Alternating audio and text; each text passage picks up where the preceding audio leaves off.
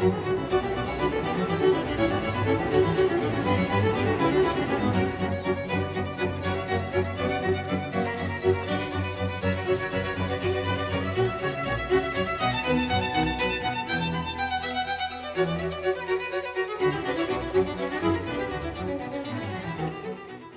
great.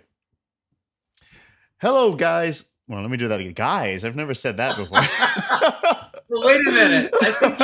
I think you should go with your gut. No.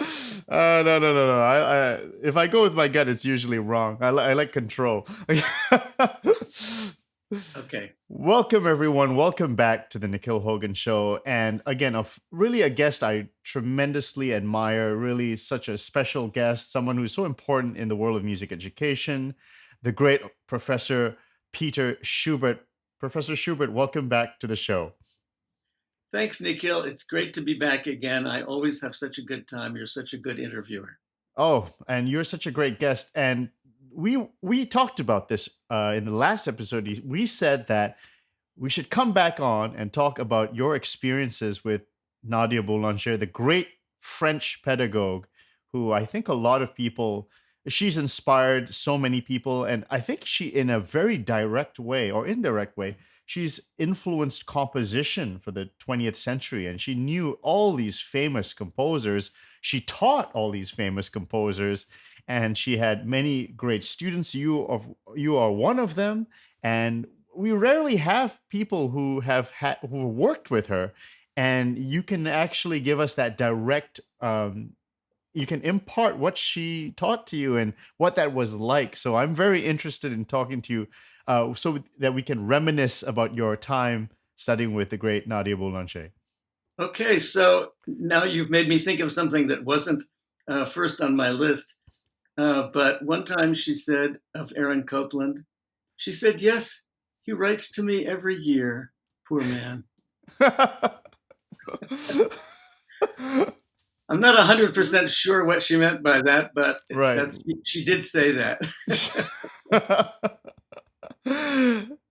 So why don't we talk about, you talked a little bit about your background in our first interview, but maybe we can go a little deeper on why you went to Paris. Or was she in Paris? Yeah. Or was that where? Yes. Okay. Yes. And okay. How does that work? How do you find Nadia Boulanger? Is she in the directory? Do you know a teacher who knows her? How do you set that up? Yeah, that's actually a great question. So my college roommate and I decided to take advantage of our university's junior year abroad program. We had both been to Paris. He was a poet, and we both studied there and done stuff, and we wanted to go back. And here was an opportunity to go back in the context of the university. So we both signed up, and it was a new program. They didn't really know what they were doing, and so there was a lot of flexibility. And I thought I would go to the Conservatoire, but as it turned out, I went to the American consulate in Paris, and there to find out, like, how do I do this? Exactly what you're asking. And I don't think I'd actually heard of Nadia Boulanger, or maybe I'd heard of her, but really had no clue. But I went to the consulate and I met a man called Doda Conrad. And Doda Conrad was a guy who had been a singer in Nadia Boulanger's famous Monteverdi recordings. And he knew her really well. And he said to me, "Oh, you want to go to the Conservatoire?" He says, "But years from now, you'll say that you were in Paris in 1967. And you didn't. Your friends will ask you, did you study with Nadia Boulanger? And if you didn't, you'll feel like a fool." and so for this reason, I went to study with Nadia Boulanger. He gave me her phone number, and I called up, and it turned out in the fall, she had an open house kind of thing where she was accepting new students. And so I went to this kind of open house reception thing. It was very awkward. They were just, nobody I knew. There were just people standing around. And at one point, she went into the dining room and sat at a table and interviewed the prospective students. And the interview consisted mostly of her talking. And so I didn't get to say much, and that's okay because I didn't have much to say. I was like 21 years Did old. she talk in French and you had to communicate in French, or did she speak a little bit Oh, of English? that's a good question. So with me, we spoke both French and English because my Mm, French was very good already then. And so this was where she first told this story, which I think tells a lot about Nadia Boulanger. She said that she had gone to the conservatoire when she was very young, mm, and she always got perfect grades. And she said once she oh, came back with her report card and showed her mother that she had all A's or whatever. And her mother said, Oui, c'est très bien, ma chérie, mais as-tu fait tout ce que tu pouvais? Which means, That's very nice, dear, but did you do everything you could? And mm, this, I have to tell you, this sets the tone for what she was, which was a person who was of high ethical character and mm, determined to convey this to the students. So the student would also have this pressure. Did you do everything you could? wow. And um, so, in a strange way, I think really what she was teaching was ethics more than music. Mm, She was not a great theorist, a great mind, the way we have in American universities, mm, with kind of intellectual pursuit of music. It was very practical, mm, and she was very committed and very devoted, and she put out this vibe of mission. She was like a monk or something. So I have to tell you another story real quick just to get us started, which yep. is I heard an interview with Philip Glass on Terry Gross on National Public Radio. Mm, And at one point he was talking about Nadia Boulanger and he said, she wasn't a very nice person. And I mm, was like, nobody's ever said this. That's a complete sacrilege to mm, say something like that. And then I thought, hold on, wait a minute. Nadia Boulanger wasn't nice or not nice. She was like a force of nature. It's like mm. saying gravity, that's not nice. Well, that's just not the point. She was above nice or not nice. She was like on this mission and so committed and so devoted that it seemed to me it was actually wrong to say that. And so Mm, I was completely in her thrall. There was no question mm. that I was like she was Svengali, woo, to me. She wasn't like that to everybody. If you read John Elliott Gardner's book, he Yeah. talks about her a little bit, and he really didn't have much use for her. But Mm. some of us really were overwhelmed because she was larger than life. Well, can I ask a question? Just maybe we can paint the picture in Paris at that time. And so the Paris Conservatory was there, a very famous institution. I think in our first interview you mentioned that she's somewhat different, right? A little bit different, or like in her method. How does she contrast? I think her wasn't her father.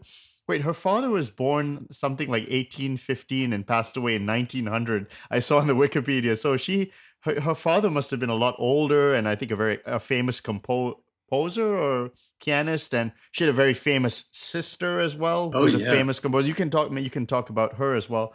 And so, where does like? How does this all fit together? She's got her own studio or salon in Paris, and people visit her, or uh, what's her? Did you know what her connection with the Paris Conservatory was at that time? Did she have I any official links or anything? No, I think she had none. She did have some connection to the École Normale de Musique, which is a different music school where I took guitar lessons Oh, earlier. great. And but she didn't have really any connection, as far as I know, to the Conservatoire. But and her methods, I think, were not so different, however. But she Mm, basically ran what you call a salon. I think that's actually a good term yeah, because there were two things that we did with her when we signed up. One was private lessons, right. and the other was, and that those took place in her apartment at the piano in her living room.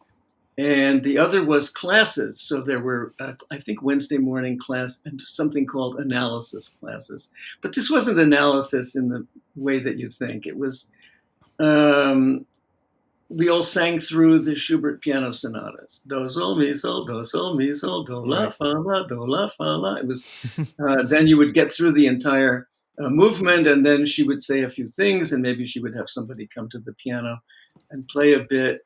But it wasn't a rigorous intellectual analysis. It was more an affective criticism kind of thing. Okay. She told And stories about, she placed a lot of weight on solfege. That was very important then, the solfege. Absolutely. She had an assistant, Annette Dieudonné, and we would also go for lessons with Annette Dieudonné, who would play dictations and have us do sight singing. So that was everything practical was somehow elevated to a very high level of importance, of ethical importance. Like you had to be good at something and you had to be able to really concentrate. That I think concentration was the thing she valued most. So it seemed like it was like a college semester. It's like you had several classes. It was not something like, oh, I'll see you once a week, 45 minutes. No, It no, seemed like no, you had a no. full kind of college immersion in a way. Well, except there were the private lessons once a week. Yeah. So there was that, but there were also these classes. And also there were things where the students were expected to show up. For instance, one event I remember we all had to go to the Penderecki Passion according to St. Luke because she thought Penderecki was an important composer. And then another one was, of course, the memorial service for her sister, which was held every year. And all the students went, and she had a string quartet play the Ave Verum Corpus of Bird, and maybe the Pie Jesu of either Fauré or of Lili. And I have to tell you, her house was every room in Nadia Boulanger's house contained a bust of Lili. And every bust was heaped with fresh flowers every day. So Wow. there was a real kind of religious tone and a sense of observance in everything that she did. Did she talk about her sister, like her relationship, or was it all business? All let's learn about music. No, it was everything but music. Honestly, I became very impatient at times because I would think she would give these long ethical lectures like, oh, Dinu Lipati, at the end of his life, he knew he was dying, but he planned his next recital tour anyway, and he was so courageous. And meanwhile, I'm sitting and waiting for her to look at my homework and tell me what I did wrong. And I did get impatient. Good for you. That was fast, man. Anyway, so homework. What homework then would she give you? Okay, very good. We're going to right into the homework. So the homework was exercises from Théodore Dubois' book, which is like from 1900 or something. I still have my copy. She made us all put a plastic protector on the outside with Scotch tape. And then we would write our exercises on 4 staves and 4 clefs in notebooks that look like this. So this is a spiral-bound notebook. And here are some exercises that you can see that I did. And one of the things she had us do was if you did something wrong or that she just didn't like, you had to paste over. So this is my favorite one. This has, I believe, eight different versions of a she wanted you to keep the original. Yes, and paste over the new versions with, look at this. This is 50-year-old Scotch tape. Still good. Yeah, and so here's what she did. If you came in with this, you would put this on the piano and she would lecture you for 50 minutes about famous characters and important people and important missions. And she needs a podcast. I mean, if she was around, she would have the best. You know, that's absolutely right. except it wouldn't be music you were learning so much about. Anyway, Yeah. Okay.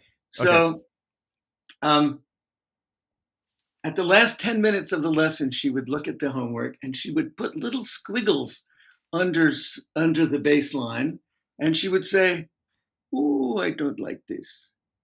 But she wouldn't tell you what she didn't like or how to fix it. Except Mm. occasionally, I have found in these books, occasionally, see, actually, I'll show you another example in a minute, Mm. where she suggested something. But here, all she wrote on the first version was 3 other versions. Right. So some of these 8 things are the 3 other versions.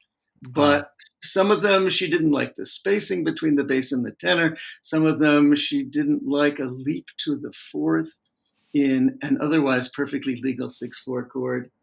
I don't think you can see the melody here, but the melody in the soprano clef is B flat, 2 whole notes, and C flat, 2 whole notes.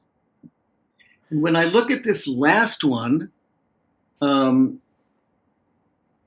compare it to the first one, it turns out they're almost identical. And it was often my experience that the last one that was apparently successful was very close to the first one, and I felt like I felt like Parsifal and his horse. You know, Parsifal actually gets to the Grail Castle at one point, but he leaves it because he doesn't realize that it's the Grail Castle or something.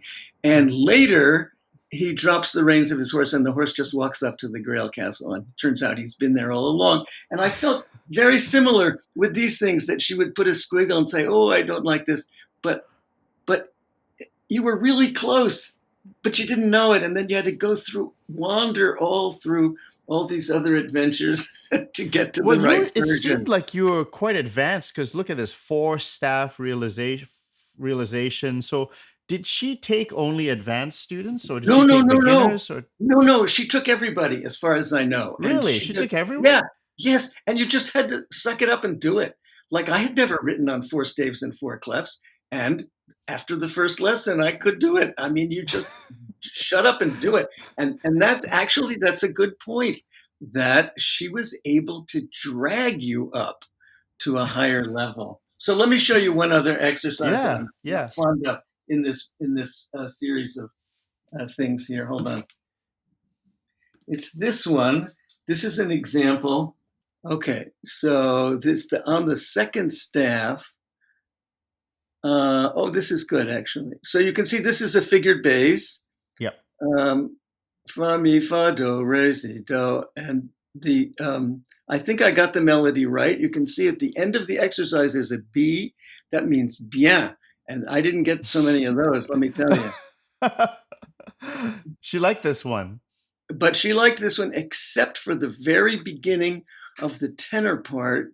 It's very hard to make this out, but I had 2 whole notes C's in the tenor part, do do la si la sol, and she changed it to do do la si la sol. So she tied the first C whole note into the second measure with a half note, and then repeated the half note and made a new phrase. And this, to me, was an absolute revelation, that the pitch content of the chord was not the point, that just with a long note, by changing the rhythm, you could enliven the part and give it independence. This was an absolute revelation to me. And I think it almost was the most important thing I learned from her, was about the independence of the parts, and that it didn't have to do with movement; it was rhythm. And very often she would write the word rhythm Right. under the score. So Did that's how she? we studied harmony. Yeah. So wait, you went to a North American, you had North American training.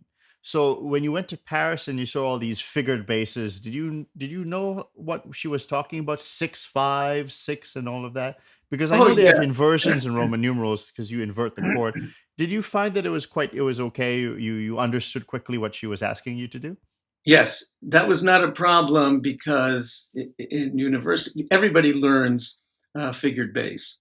That's pretty universal, I would have to say. So only there were some differences with conventions of how Mm, do you indicate an augmented fourth above the bass, or how do you label cadences? That's a big adventure because mm. the French have a completely different system Did she than what you comment on have. the difference between the other systems, the German No, system? She no, no comment. absolutely not. So hers was a very strict orthodoxy, and she never talked about other religions, so to Uh, speak, other musical other musical religions. Nothing negative. She just didn't mention it. No interest in mentioning it. No, No, no. because she was not interested in pedagogy as a sort of Mm, comparative subject. She did things her way, and it was her way or the highway. So and what was mysterious was that she knew all these figured basses by heart. So she would look at your homework and she would immediately know what she expected to see, what mm, was the best solution in her opinion. And then she would put the little squiggle and say, "Oh, I don't like this." And mm, then you had to sort of discover what it was she probably did like. It was mm. so mysterious. So it's the Dubois. Did she ever use Paul Vidal basses as well? Yes. Oh boy. I have a copy, in fact, of the Vidal basses. And Can you? but Okay, so for people who don't know what that is, what are the Paul Vidal basses? I don't know. It's just a bunch of figured bass things that other people would call partimento, but I guess that's what it is. But we never used the word partimento there, as I've Right. mentioned. And so, But how advanced do they go, these basses? And how many were there?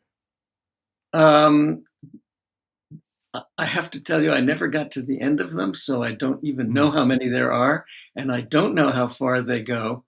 But the Theodore Dubois book, as I just showed you, yeah, has wild modulations. That piece with the B flat and the C flat, that's yeah. actually that piece is in G major. So so we did wild modulations for sure. Right. What I found, see, that's crazy because I know Theodore Dubois, if I look at the history, he was considered reactionary. So he, he was considered a conservative old fogey. And, in the light of Ravel and all of these other people. And I think there was somebody else Oh who, so, I mean, it just goes to yeah, show, I mean, as someone as advanced as that, I mean, how times were changing. So what hold else? on, hold on, hold on. Yeah. But do you think there's a book? Is there a harmony book that explains how to write like Ravel? I still don't think that's even been done. Like we don't study that. When we teach in the university, we Yeah. might have analysis courses that will Mm, cover, Sibelius or something, but nobody's teaching people to write like that. You know what Nadia Boulanger used to say about this very simple harmonic language that she was focused on? She would say, "I'm teaching you this so that you'll have something to say when you have nothing to say." mm. That's like craft training, right? Just Yes, a it hundred really percent. craft training, right? It's So craft. That's right. It's craft training plus ethics. did you find that you became more fluent in like creating harmony? And that's been said about the French way. It gets you fast. You're able to do harmony quicker. Oh yeah, 100%. And what's very strange, just in my career, this is a little confession. When I went, then I've left Nadia Boulanger. I went back to the university. I became a sort of, intellectual music theorist, and I absolutely abandoned the whole practical end of things until very recently. And now I've tried to merge the two, Mm, and and now this is the first year that in first year harmony, I make all the students do stuff at the piano. And it's very difficult for them because they're trained as mm. clarinetists or Yeah. singers or what have you. But I think that to study theory, you must do it at the piano. And that's what Mm. she made us do. So she would say, we'd be in a class, and she would say, "Schubert, come at the piano." And Oh, your by the way, entry. wait a second. Did she ever comment on your last name? I mean, did she ever say like, "Oh, Schubert"? Did she ever? No. No, I'll tell you who did was Doda Conrad, the guy at the consulate. Yeah. he said that he had been advised to change his name because his mother had been a famous singer, and I should change my name too. He said, and also I wore wire-rimmed glasses, little round wire-rimmed glasses, and I had, um, um, you know, oh geez, Sideburns. yeah, thank you. And so I looked a little like Schubert, and he said you should shave your sideburns and change your glasses and change your name.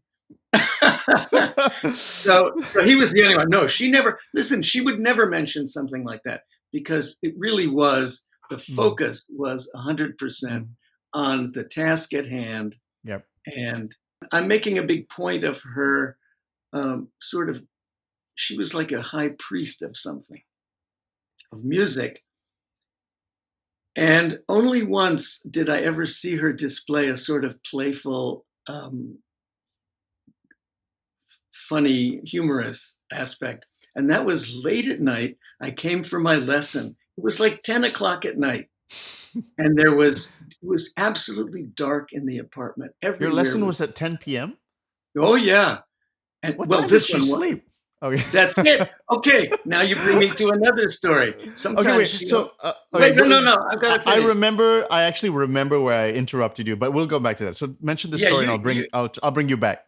you hold on to that. So she used to say things like, I go to bed at night and I'm only going to sleep 3 hours. And I think, why should I even get undressed?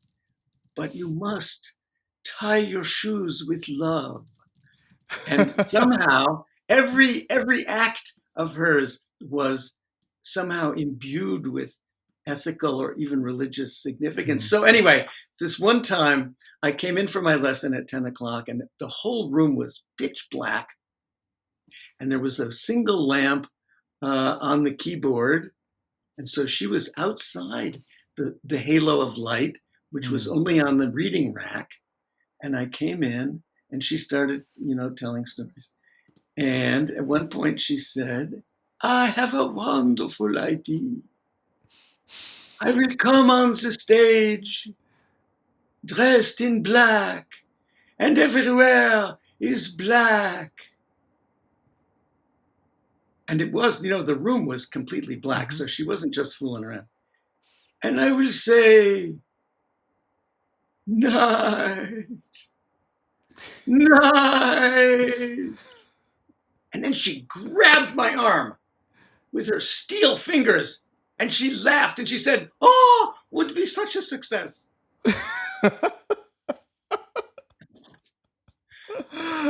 So, so she did have a playful side, but honestly, I only saw it It that seemed like once. she restrained that till like out of office hours. No, Yeah, so yeah, I exactly. she so the moment I interrupted you was you said she was calling your name and asking you to come to the piano, and you were talking about how she Oh, made yeah. everyone play the piano. Yes. And when she said Schubert comme the piano, you got freezing entrails and you became very scared. And she was scary. Um, and so now I do exactly that with my students. Mhm. I say, Angelina, come at the piano. And I say it with In the wrong French, French. preposition. Yeah, with the wrong preposition. And it's always a quote of Nadia Boulanger. I can hear her voice in my head. What 50 Well, how years how later? many how many years did you, or how long was your time with her? It was 2.5 years. So that's a So significant amount of time. That's a yes, significant. and it was because they let me do a second junior year abroad. Wow. Because they didn't know what they were doing. They said, oh, yeah, well, this seems like it's working out well. So go ahead. That's fantastic. Yeah, Now, it was good. so this is the late 60s, early 70s. Did you meet any composers that were studying with her that did anyone stop by of note that you remember in that period? There was a conductor whose name right now escapes me, but he has a career. He's actually out there conducting. So, no, I can't think of anybody else. Right.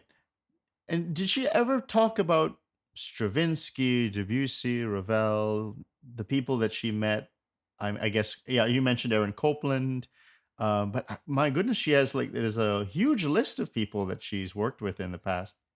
Yeah, I don't think so. I don't remember, except all the kids, all the students would talk amongst themselves about how they Mm. thought she was in love with Stravinsky. But this is like such secondhand stuff. I would never, Yeah, yeah, I yeah. would never support that. And as I say, she was very interested in the Penderecki passion. Mm, Did she um, have preferences for composers? Did she express, I don't like this composer, I love this composer, I really, or was she kind of open? I know she seemed quite open minded to different music, but did she have tastes that went a certain way? I know she liked Bach, for instance. Well, liking Bach, I mean, who doesn't like Bach? Bach is another force of nature, Right, larger than right. life person. I do remember one thing she said about composers, which was, again, an ethical thing. You shouldn't play Wagner for a child. Really? Yeah. Wow. Yeah. What does that mean? So What did she think of Wagner in terms of, we never her? studied Wagner, so I really don't know. We did Mm, the Schubert piano sonatas, yeah. and she was very Yeah, yeah. Why interested don't in. you talk about the repertoire? What repertoire did she go through over those 2.5 years that stood out for you? Well, Bach and Schubert are the main ones that I remember. Honestly, I Mm. don't remember a lot of other music. Um, so And that's what I'm was not it gonna, about I'm not Schubert gonna, that yeah. she that drew that? Well, she just decided one year that the analysis class would be all the Schubert Ah. piano sonatas, and so Mm. we did them all, and we learned them, and we sang them, and she talked about them. But so I don't really have a strong Mm. memory of learning a composer. She Right. did used to say this ridiculous cliche, I think, that you cannot change one note in this Mozart Oh, sonata oh wow. without wrecking it. That's such, I think that's such I That's that's a very kind of romantic. Yeah, it's it's very a very romantic. idea it's a very Mm, idealistic mm, version of what composition is, especially when you think probably Mozart would play the same piece again and change some of the notes and mm, fill in the chords or do whatever. I think yeah, we have a much looser notion. But right. as I say, she was very um, firmly, categorically idealistic. Yeah, yeah. Everything had to be the way it was. And one thing she said once was, "A thing is either inevitable or it's useless." Like that kind of Mm. decisive. Everything is either this or that. It's finished. Yeah, There's no we gray areas. I know in the sense that we're trying to look for anecdotes about the teaching of the music, but I'm actually very interested in these ethical things that she's talking about because it's like the engine to her being in many ways, and it's like her operating system. So can we Yes, go a little bit deeper into that? So yeah, like that's very well. what fired her up? What sort of things like set her off or fired her up and got her excited? Like her, if you could talk about like her moral principles, what did you remember any of her like principles that she kept repeating? Yeah, I do actually. So these were more in the sense of aphorisms, like they came out as these fully formed um, thoughts. So, for instance, she would say, "Oh, once I came in and I said, oh, I've had a revelation. Music is a language,' as if it was telling a story. Like I Mm, thought you hear the A section and then you hear the B section. And then when you hear the A section again, it means something different. And I had this little revelation. And she said, no, music is much more than that. Music is the reflection of a way a man lives his life. So mm. And she that's was very firm on that. She was very, absolutely. And she yeah. said, once she said, a man must compose his symphony from the end to the beginning, just as he lives his life from the end to the beginning. And by that, she explained, she Mm, meant you should decide where you want to be, what you want to have done, when you die. Like you should be thinking ahead to Posterity. this. No, well, to your own, what do you want to have accomplished, or what do you want to have become when you're right at death's door? And so your symphony, you think of the end first, and then you write the beginning. So if music is the reflection of the way a man lives his life, that's a big burden on the composer, it seems to me. I guess a very, like you mentioned, idealistic sort of impression of music, and the idea of yeah. So can we talk about greatness? There's masterworks, masterpieces. Did she have a firm idea of what that is? And so she must have thought that if something is a masterpiece, there's obviously something that's not a masterpiece. And so was that distinction important for her? Yes, absolutely. But she never really explained it. I certainly never got a sense of it. Was she a good pianist? A good sight reader? Good. I believe she was phenomenal. And she once said, wow, I never thought of this one. She once said she never understood how she was able to read a full score, like all the parts. Orchestral reduction, yeah. To reduce it at the piano, exactly. She never understood how she could do that until once she was driving her car and somebody stepped into the road and she had to make a decision quickly whether to hit the person or drive off the road, and she drove off the road. And at that moment, she understood how she was able to read a full score. She would say stuff like that. All the time. Every lesson was 50 minutes of that stuff and 10 minutes of, oh, I don't like this. Bien. Right. I can. Did you ever push her on like, no, what do you mean by that?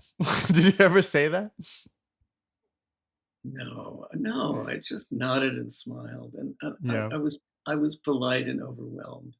And I honestly didn't think a lot of that stuff was important. And now I know that it is important. For instance, in the keyboard harmony class, which eventually we're going to see a little video of. Let me get that up. Yeah, let me get that ready. Okay, so the keyboard harmony class, that was another class that I took. So there was the analysis class and the keyboard harmony class. I forgot that.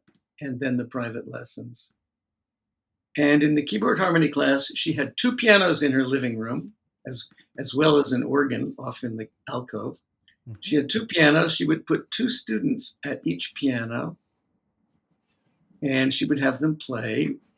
Often we were playing sequences. And so what I've done here is I've gotten two of my grad students, James Rennick and Alexandria Yonker, to reconstruct what it was like to be in that keyboard harmony class. So we had to play, among other things, we had to play modulating sequences.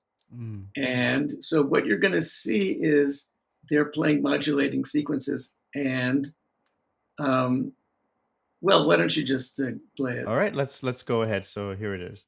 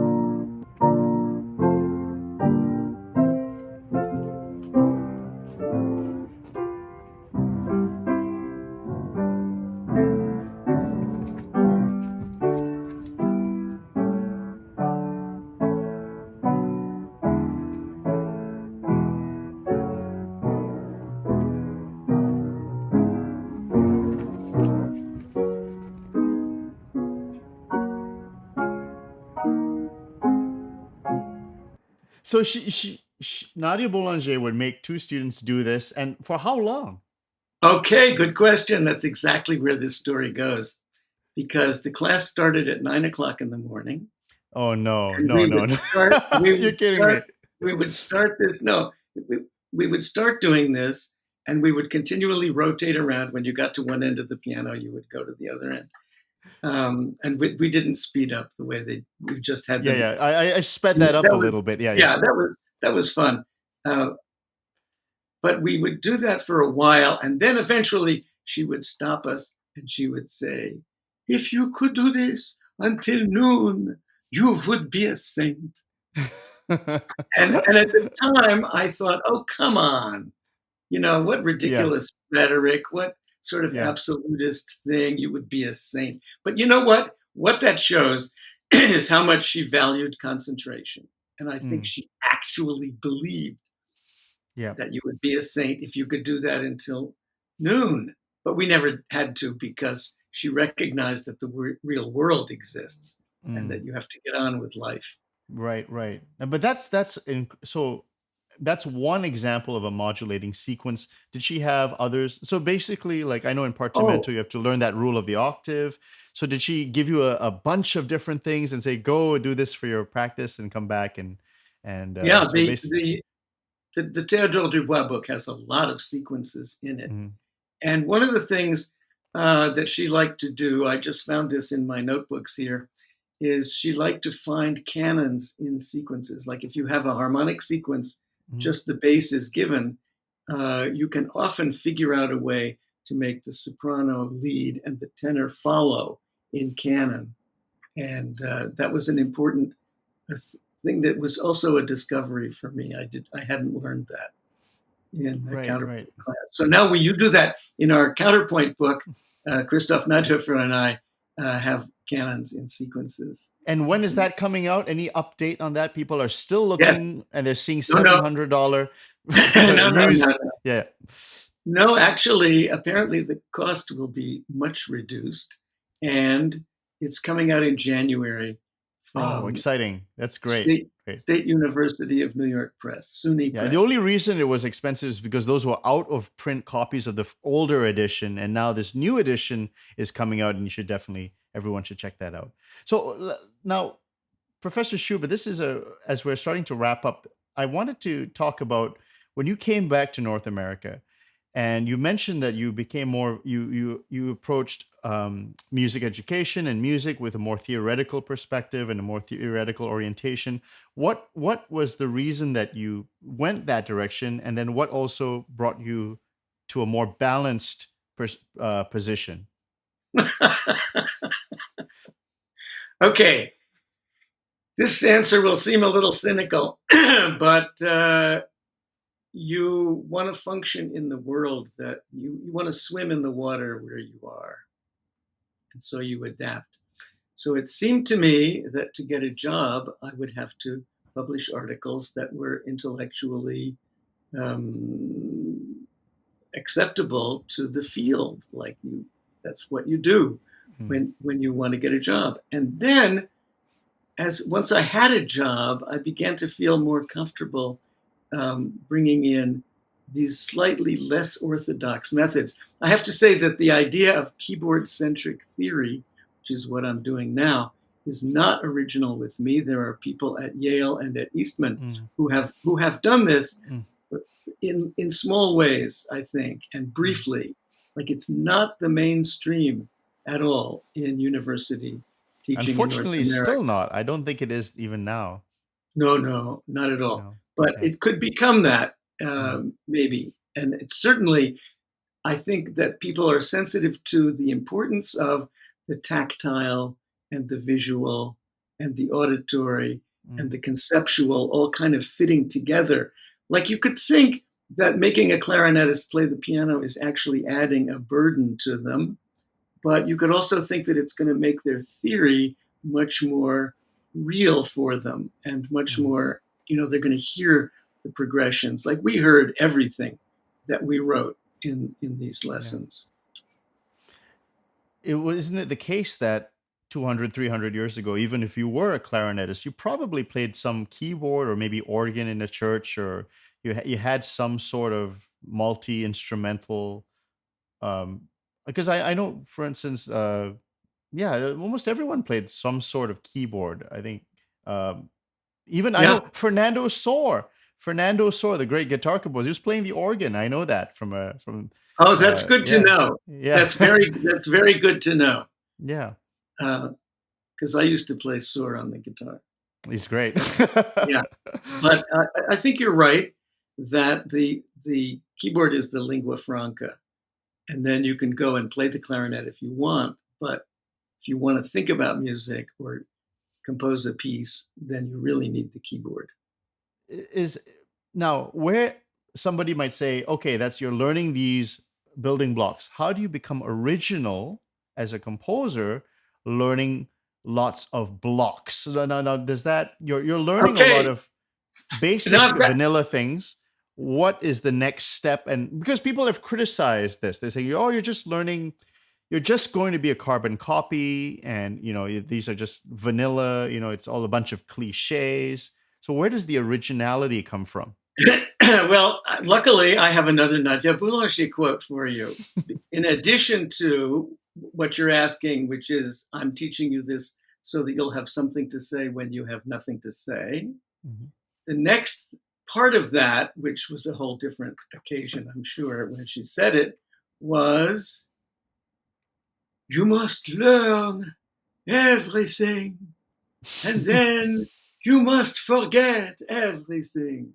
Mm, So that's where the originality comes in, is you mm, have to, in order, like one of my colleagues says, if you want to break it, first you have to learn it. And so mm, her idea was, before you can actually discover your original voice, you have to learn the conventions of the language. mm. And then, having learned everything, you have to forget everything and let happen what's going to happen. So she had a place for that. There's no question. But it's Mm. mysterious. It wasn't like, you know what? One time I came to her with a composition that I had composed. And I said, look, I've composed. And she says, yes, if you want to compose, that's nice. Nobody can stop you.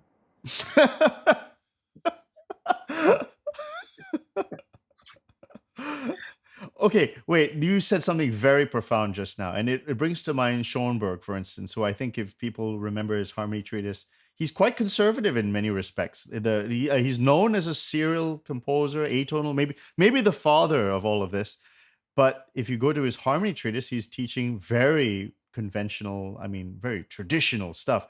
So what and I'm imagining, in the 60s, the 70s, there is probably we're not talking about, I mean, this is well after Debussy, well after Ravel.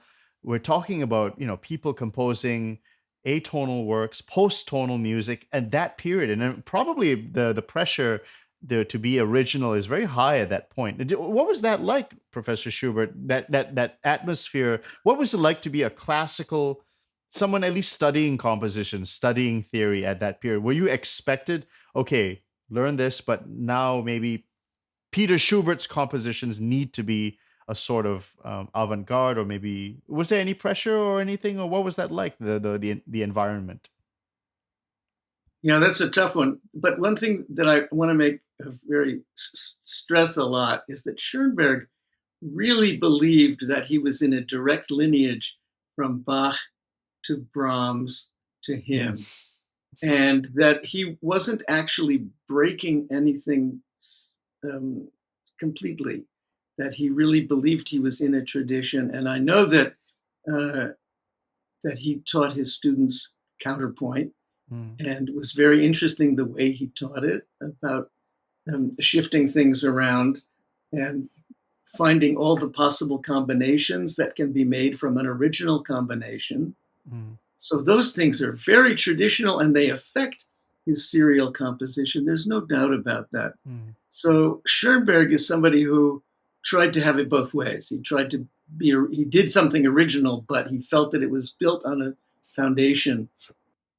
I don't know. Nowadays, we've gotten so far from traditional thinking that maybe the whole traditional thing is broken. I don't know. People who compose um, various kinds of music digitally Like, do they think in terms of layers? Do they think in terms of lines? Do they think in terms of combinations of Chord packs. yeah, Dumb, and dumb. yeah. Well, I don't Yeah. know. Yeah. So is the thing broken? I'm really asking myself that daily. And so did she have a perspective on like what imagine if one day you brought in a very serial post-tonal work and said, Nadia Boulanger, this is look what I've composed. Can you critique this? Well, I mean, what would she say to that? Well, I think she would say what she did say, which is, "That's good. Nobody can stop you. Now let's get back to our lesson." I think she was committed to teaching the traditional Mm, stuff in the most profound and rigorous way possible. mm, And then she didn't know, like when she listened to Penderecki, what did she hear? I don't know. That's a really good question. mm. I don't have any answer for that. Penderecki, could you just for my audience, he's quite a modern composer. Yeah, well, he was just. I think the St. Luke Passion was in the '60s, Mm. and he had written the Threnody for the Victims of Hiroshima and so forth. This is very And dissonant piece, right? It is very dissonant and yeah, harsh and sounding. yeah, with glissandos and clusters and stuff. Yeah. So, but I think she felt that there was a spiritual core to it that was valid. Mm, mm, yeah. Well, I mean, very I've learned a lot now, especially about the whole ethical side of the education, and it just goes to show that you know w- there were things that you disagree, like certain maxims that you didn't quite agree with, like the Mozart thing, and I think that's reasonable as well, a reasonable thing. But it seemed to go it all tied in with her personality. It seemed from the way you're describing her, and she had a. But did she demonstrate flexibility in terms of this ethical stance that she had? Did she break that in once in a while? I don't, not that I ever heard of, Did she ever ever. go That's against what. something that she said before, like because of a circumstance or a composition or change in the music? No, I don't think so. Honestly, I think she was the most rigorous follower of her own ethical system. You know what? I have one more quote that I want to tell you, which Yes. is the very first exercise practically that we had to do. I'm not sure it's in the Théodore Dubois book, but it's just write every possible voicing of a C major chord. So, C, E, G, C, C, G, E, C, C, C, G, E, and so forth. And I thought, why am I doing this? This is nuts. This is like the stupidest thing I ever heard of. And then I came to my lesson and she said, "So which one do you like best?" And I was like, "What? I'm supposed to like one of these best? What is this?" And she said, "You must always have an opinion." Oh. And so, what this means to me, and I do tell my students this also, is that you should never let yourself not think about something. Mm. You should never leave it unexamined. You should say, yeah, right now I want to hear this voicing of the C major chord. So now I do have a favorite voicing of a C major chord, Mm. Oh, which is that gives CGEC. ah. um I just maybe one more thing that came to mind is sometimes certain students have they have a different relationship with the teacher because everyone is an individual but did you talk to other students? I'm sure you did, but in the same class with her, and did you get to know them and get their opinion of what she was teaching them and kind of compare notes? I did occasionally talk to other students, but I don't remember comparing notes at all. So that's going to be disappointing for you because um, I don't have much data there. I don't have anything to say. I'm trying to think. Or did you notice that how she was with other students, how the little differences or did she seem to have a very fixed way of working? Yeah, I don't know. I always assumed that she was exactly the same with every other student, which may have been Mm, naive. And there was a rumor, it still persists now. I mean, you can read it in the mhm, various accounts of Nadia Boulanger that she was meaner to her female students than to her male students. mm, I didn't get a chance to witness that because mm, mostly it was in these private lessons. Occasionally there would be a class, but I didn't notice her treating anybody differently from anybody else. right, I right. mean, she was very decisive and very firm, and she would call out things. Like one time, and I told you she had an organ in the alcove in her living room, Okay. and so the organist went over there to play something, and he did his footing wrong, and she yelled out, "Not toe heel toe." And I thought, oh God, how can she tell which end of his foot he's using? But she was really an extraordinary musician, and we were all in awe. Now, to just maybe just on a lighter note to end off is favorite food. Did she ever talk about like like food or did she play chess? I mean, did she have a hobby outside of music that was interesting you? I just picturing her driving a car is great. I mean, just imagining her Yes, driving a car. So that's true. did she like to visit certain places, or where did she like to go for vacation? Just to give a impression of her personal side. I'm afraid her personal side was completely monothematic. It was just music and lessons and tying your shoes with love, and that was it. I never saw another side of her, but maybe Mm. there was one. I agree with you about driving the car. I was even surprised when I heard that story. She drove a car? What? What? And we know she came to the United States and conducted, and but somehow she really came off as a high priest or a high priestess, whatever. Mm. If she was in your class when watching you teach, or like with your students, how do you think she would how would you think she'd take in the whole scene? I think she would want me to be more demanding of them and more rigorous in my teaching. That's what I imagine. Because we live in the real world, Mm, and the real world is messy. I'll tell you what, she did say once something that showed me that she understood that there was a real world and that it wasn't all, mm. I idealism. Yeah. And this was when, at some point, so we used to take ear training, I told you, with Annette Dieudonné. And at one point, I thought, my ear isn't that good. I really should take time off from Mm, studying theory and maybe just take a year and do ear training. yeah. And she said, no, it's too late for that. Your parents should have taught you that when you were 5 years old. Now you're just going to have to make the best of it. And that was as close as I ever saw her get to it's a real world and you're just Mm, going to have to muddle through. So now I tell my students, your basics are very weak, but there's nothing to be done. You're just going to have to muddle through. mm. So that's the most realistic I ever saw her. The rest of it was all very idealized. Yeah. I think it's amazing that you still, and do you picture her today crystal clear? You memories of her. Not only her voice, I hear her Only her voice, voice. yeah, ringing in my ears. And that's Schubert, come at piano. and that's very clear. Wow. That's Yeah, fantastic. it's really Uh, interesting. well, I mean, thank you so much for sharing.